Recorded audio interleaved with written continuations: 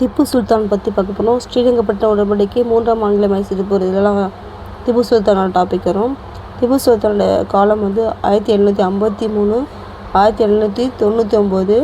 இவர் ஹைதர் அலிக்கு மகனாக 1753 பிறக்கிறாரு. இவருடைய புகழ்பெற்ற கோட்டை தான் துர்க் கோட்டைன்னு சொல்கிறாங்க. இவர் மைசூரின் புலி என்று அழைக்கப்படுகிறார். இவருடைய விலங்கு இவரோட அன்பான விலங்கு புலி. இது பார்த்திங்கன்னா இராணுவ சீரடியில் புலி உருவம் பொறிக்கப்பட்டிருக்குது. இது ஸ்ரீரங்கப்பட்டினத்தில் சுதந்திர மரத்தினை நட்டார் இவர். அதுக்கப்புறம் ஜோகோபி கழகத்தில் உறுப்பினராக இருந்திருக்காரு. அதுக்கப்புறம் சாரதா கோவில் கட்டுறாரு, செப்பனிட்டார். இவர் திப்பு 14 வயதில் ஜோசப் ஸ்மித் தலைமையில் போரிடுறாரு. அதுக்கப்புறம் ஆங்கில படையை எதிர்த்து வாணியம்பாடியில் தான் முதல் வெற்றி பெற்றார். திப்போட முதல் வெற்றி வாணியம்பாடியில் முதல் வெற்றியை பெற்றார். அதுக்கப்புறம் பார்த்திங்கன்னா உங்கள் அப்பா இறந்து போன இடத்துல தான் இவரே அடக்கம் பண்ணுறாங்க, ஸ்ரீரங்கப்பட்டினத்தில். ஹைதர் அலி போலே திப்பு பார்த்திங்கன்னா ஆங்கிலேயர் இந்தியா விட்டு வெளியேற்றுவதில் ரொம்ப ஆர்வமாக இருக்கார். 3ஆம் ஆங்கில மைசூர் போர் பார்க்க போகிறோம். 1790 1792. திப்புவுக்கும் கார்ன்வாலிஸ், மராத்தியர், ஹைதராபாத் நிஜாம், திப்புவுக்கு ஆப்போசிட்டில் 3 பேர் இருக்காங்க.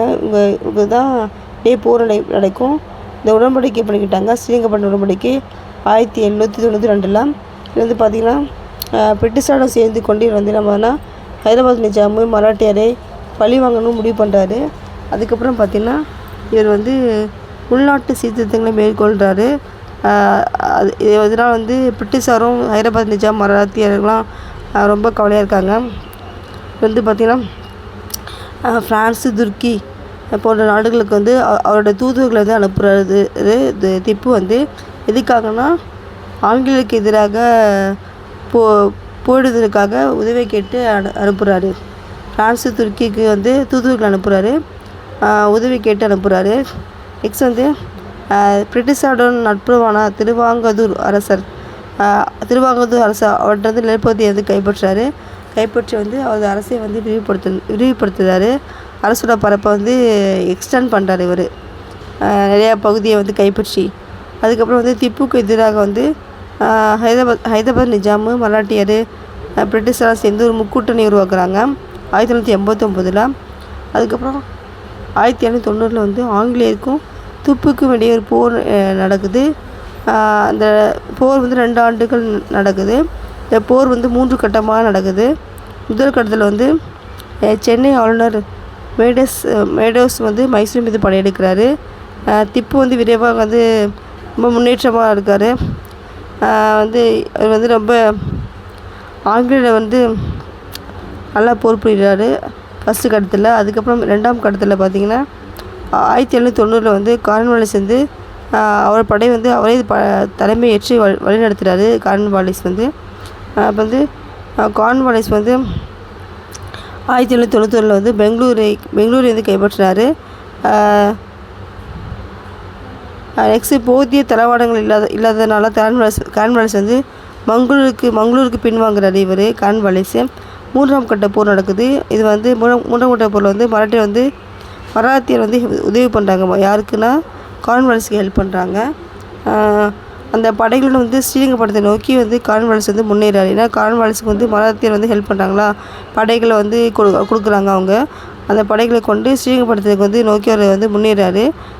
நெக்ஸ்ட் இந்த போர் இந்த 3ஆம் கட்டத்தில் திப்புக்கு சாதகமாக இல்லை. இவர் படைகள் பின்வாங்குறாங்க. நெக்ஸ்ட் ஆங்கில படைகள் என்ன பண்ணுறாங்கன்னா வலிமை மிகு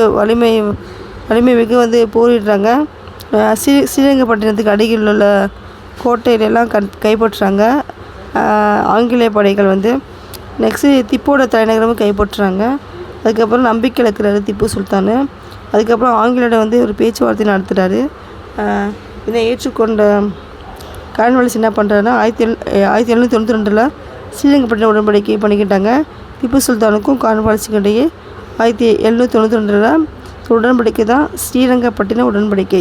இந்த உடன்படிக்கையை பார்த்திங்கன்னா தென்னிந்திய வரலாற்றில் ஸ்ரீரங்கப்பட்டின உடன்படிக்கை வந்து முக்கியமான ஒரு நிகழ்வு. இதன் மூலம் பார்த்திங்கன்னா மலபார் கடற்கரையில் பிரிட்டிஷர் வந்து ஒரு பரந்த நிலப்பரப்பை வந்து இப்போ பெற்றுக்கொள்கிறாங்க. ஒரு நிலப்பரப்பை வந்து பெற்றுக்கொள்கிறாங்க பிரிட்டிஷார்கள். திப்பு வந்து தோற்கடிக்கப்பட்டாலும் வந்து ஒரு புகழ் வந்து மங்கள பிரகாசமாக தான் இருக்குதுன்னு சொல்கிறாங்க. இந்த உடன்படிக்கையில் பார்த்திங்கன்னா அந்த ஆட்சி பாதி பகுதியை வந்து ஆங்கிலேயருக்கு ஒப்படைக்கிறார் திப்பு. அதுக்கப்புறம் போர் இழப்பீட்டு தொகையாக 3.6 கோடி செலுத்தணும்னு சொல்லிட்டு வற்புறுத்துறாங்க. அதுக்கப்புறம் அவருடைய மகன்களையும் ஆங்கிலேயருக்கு பிணை கைதியாக கொடுக்கணும்னு சொல்லிட்டு திப்பு வந்து கட்டாயப்படுத்துகிறாங்க. அதுக்கப்புறம் ஆங்கிலேயர் வந்து மலபார், குடகுமலை, திண்டுக்கல் அந்த பகுதியில் வந்து கைப்பற்றுறாங்க.